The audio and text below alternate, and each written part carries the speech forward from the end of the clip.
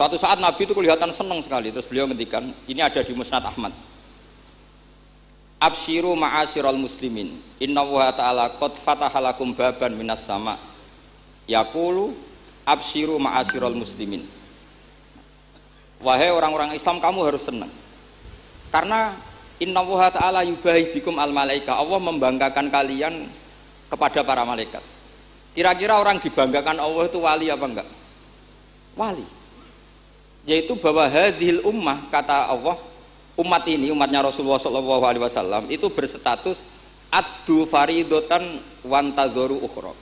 Umatnya Nabi adalah umat yang sudah melakukan subuh terus nunggu datangnya zuhur. Setelah zuhur dilakukan nunggu datangnya asar begitu. Maka ketika Rasulullah SAW memuji hadhil ummah, ini jalur wali lewat ilmu, itu umat ini distatuskan oleh Rasulullah itu apa? Fal mu'min baina hasanatain. Orang mukmin itu selalu diantara dua kebaikan. Hasanatin qad qadoha wa hasanatin yantaziruha. Selalu dalam kebaikan yang sudah dilakukan, kayak tadi kita sholat subuh, kemudian kita menunggu sholat zuhur. Sehingga setiap saat kita mati, status kita adalah penunggu kebaikan.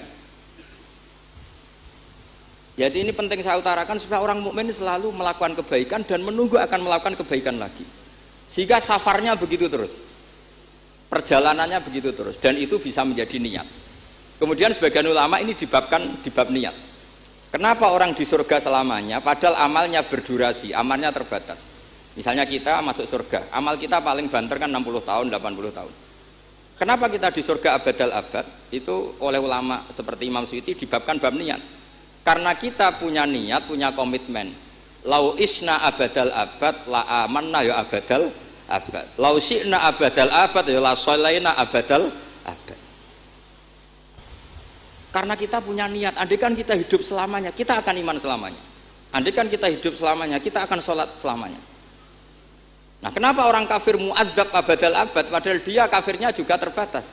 Karena di hati mereka kalau hidup terus ya akan begitu terus. Sehingga disebut itu dibabkan di bab apa nih? Niat. Nah, orang mukmin barokahnya ada istafet tadi, habis subuh ingin duhur, ingin asar.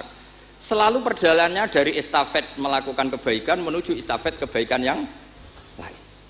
Makanya orang mukmin kata Rasulullah SAW, fal mu'min bina hasanatin, yaitu hasanatin qad qadoha wa hasanatin yantaziruha.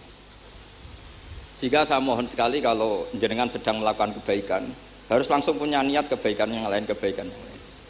Makanya saya tetap berharap suatu saat setelah Mbah Hamid akan lahir wali baru, lahir wali. Ngenteni terus. Orang kudu kasil saiki ngenteni wae ben terus. Karena kalau kasil saiki malah ndak nganti ngenteni. Saya itu pernah kalah debat sama santri seumur-umur itu satu. Gus, jenengan sama saya itu masuknya surga cepat saya kan. Kenapa? Kata Rasulullah, man salaka thariqan yaltamisu fihi ilman sahalallahu lahu thariqan ilal jannah. Itu yang masuk surga itu yang masih mencari-cari. Kalau jenengan sudah ketemu itu enggak masuk hadis itu. Wah, kurang ajar betul itu orang itu. Jadi itu syaratnya harus masih mencari. Kalau sudah ketemu itu tidak masuk hadis itu, karena sudah ada yaltamisu fihi ilman. Ini saya ijazahkan kepada Gus-Gus yang muda. Saya ngijazahi Mbak Idris nggak berani. Tak ijazahkan ini sama Gus Aziz. Mbah Hamid dulu masyhurnya itu, supaya orang-orang tua ini yaltamisu fihi ilman.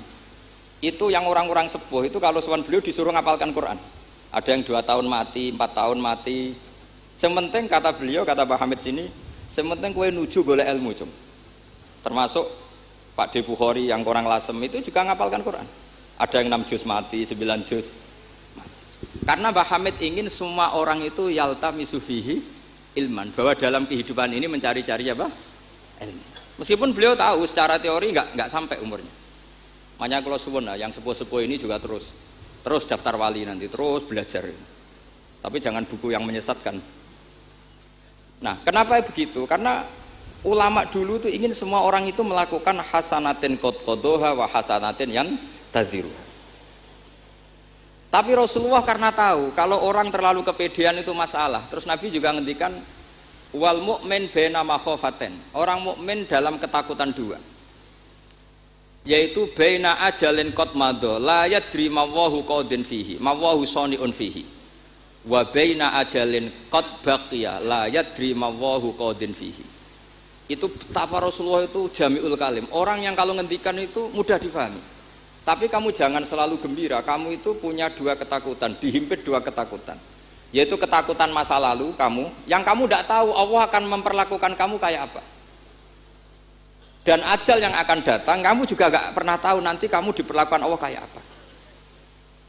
Makanya terus ulama-ulama kalau ngarang itu biasanya dibabkan kitabul khaufi war roja.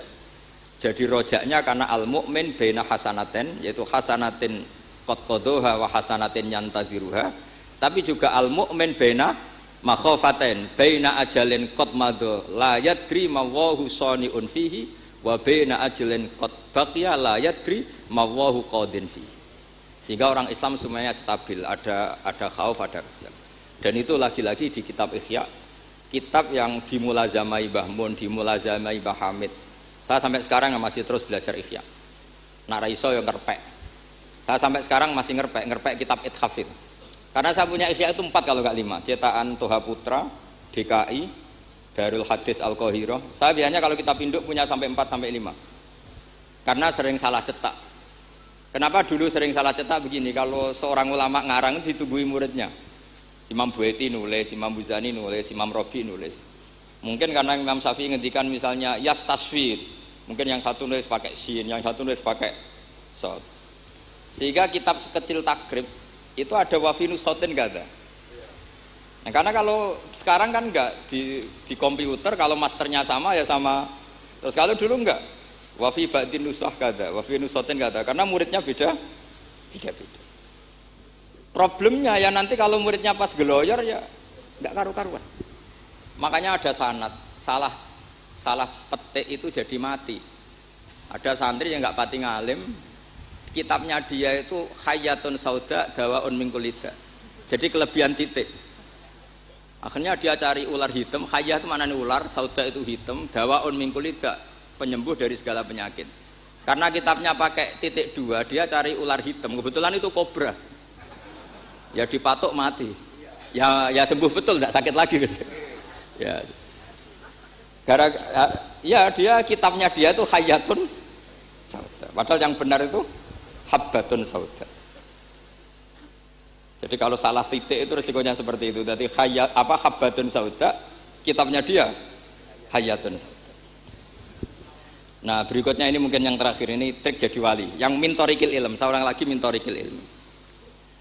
Banyak kitab menjelaskan bahwa Abu Yazid Al-Bustami itu tanya, ya Allah, orang sehebat saya itu siapa? Karena beliau itu ahli ibadah. Sama Allah dijawab oleh Hatif ya tentu. Kamu tidak usah tanya caranya Allah jawab gimana. Tidak wali itu tetap nggak bisa tuh. Jadi wali dulu nanti tahu sendiri.